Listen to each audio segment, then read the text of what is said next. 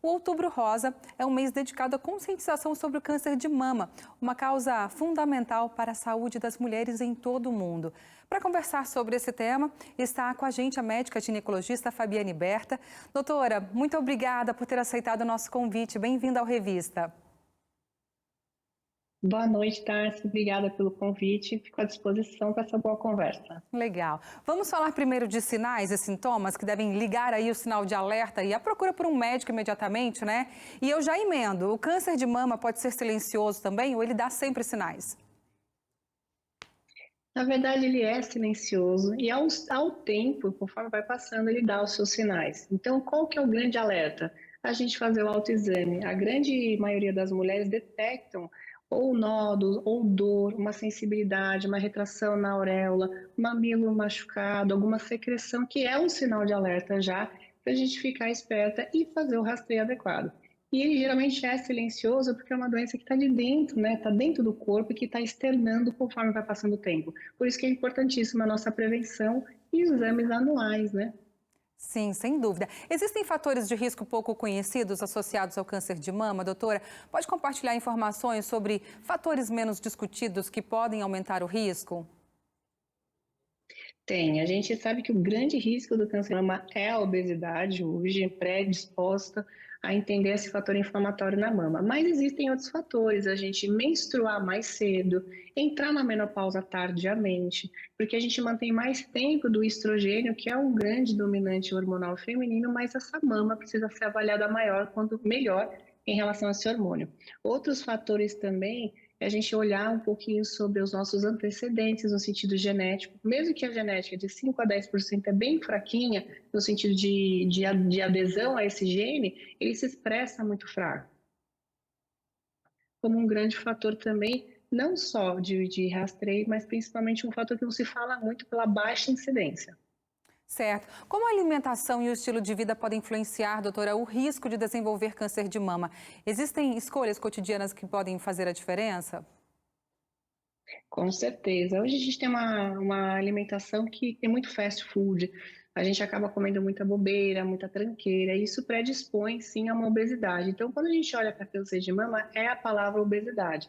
Então, o que a gente tem que fazer? Diminuir o consumo de açúcar, refrigerante, pão, açúcar refinado, glúten, entre outros alimentos processados, que a gente sabe que causam um impacto maior. Adoçantes, às vezes, alguns adoçantes específicos têm as suas particularidades, como o aspartame, mas em se tratando no geral é sempre o açúcar, minha amiga, que a gente precisa ficar de olho.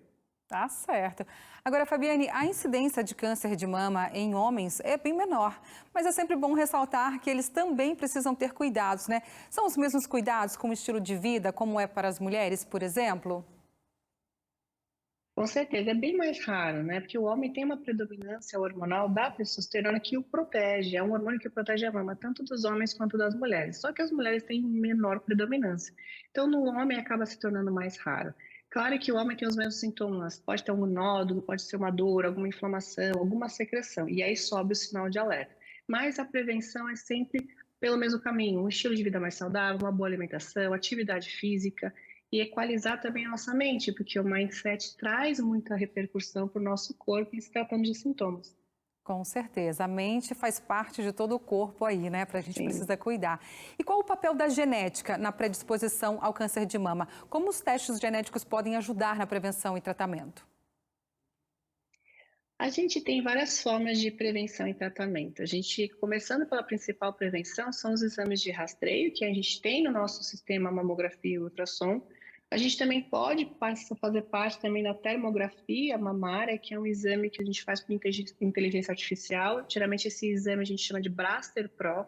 É algo que é um aparelho que o próprio médico pode ter dentro do seu consultório e fazer esse rastreio mais próximo do paciente e trazer mais essa informação.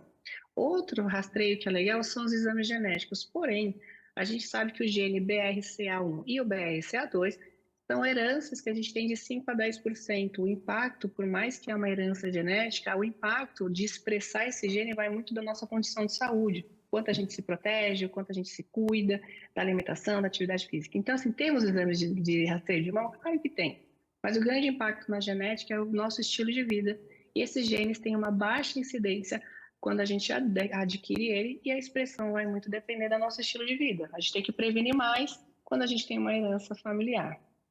Certo. Doutora, num contexto pós-pandemia aí que a gente vive, quais são os desafios adicionais a pacientes com câncer de mama que elas enfrentam, né? E até mesmo na detecção? A gente teve um tempo de isolamento social que dificultou muito as mulheres para fazer a mamografia de rastreio ou exames, né, preventivos, no caso de ultrassom, até o próprio Braster. Então, essa falta, esse gap que a gente teve de estar presente nos lugares, ou o medo de estar em alguns laboratórios, por ter muita gente, acabou dificultando. Então, aumentou a frequência em se tratando a percentual comparativo da frequência que era habitual. Então, o que a gente tem que olhar? A gente tentar agora, de alguma forma, acolher essas mulheres na conscientização maior, principalmente no autoexame, até que a gente consiga dar a demanda necessária para os exames de imagem. Tá certo. Doutora, para a gente finalizar, qual o impacto aí das disparidades sociais e econômicas na detecção e tratamento do câncer de mama, né? Como nós podemos abordar essas desigualdades aí? A gente tem um sistema público muito cheio, né? A Sim. mamografia, a pesquisa para a saúde da mulher ainda é muito falha, no sentido que tem que abranger muito as mulheres. Nós somos metade da população global e a gente traz muito a mulher no sentido de acolhimento em várias vertentes, tanto na cardiologia, na psiquiatria, na ginecologia, em todas as áreas. Então, a gente tem uma demanda muito maior para atender a rede pública.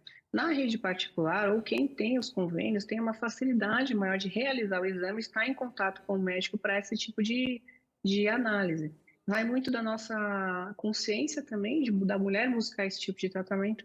E na rede pública, a gente tem que ter manejos na saúde pública, sim, para otimizar mais isso. Eu sempre sou a favor de, no mês de Outubro Rosa, grandes laboratórios fazerem, né, se proporem a diminuir a fila da mamografia e fazer um madrugão, né, fazer um madrugão de rastreio. Imagina que seria bacana a gente É. diminuir essa fila. Ou vamos fazer um madrugão, colocar essas máquinas para rodar na madrugada e ajudar essas mulheres que precisam com mais brevidade. Verdade. Doutora, muito obrigada por essas preciosas informações. Um abraço. Obrigada, fico à disposição. Tá certo. Tchau, tchau.